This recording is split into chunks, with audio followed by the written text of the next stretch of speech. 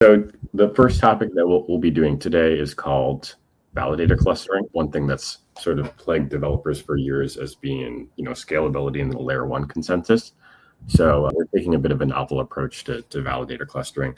Harvey, why don't you set the stage for our listeners a bit? And what is validator clustering and why is it relevant? Yeah, sure. So to give a little more of a broader overview about how we're trying to approach this entire Lagrange point piece is that, generally in these crypto systems, right, you have two parts, two cogs of a moving system.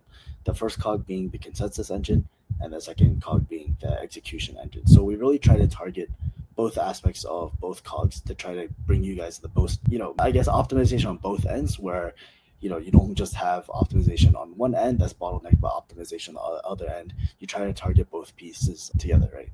And so for the consensus engine end, our primary optimization is something that we call validator clustering. And so to give a little background on that, a popular framework for building custom layer one blockchains. And so you might be familiar with other Cosmos SDK build chains.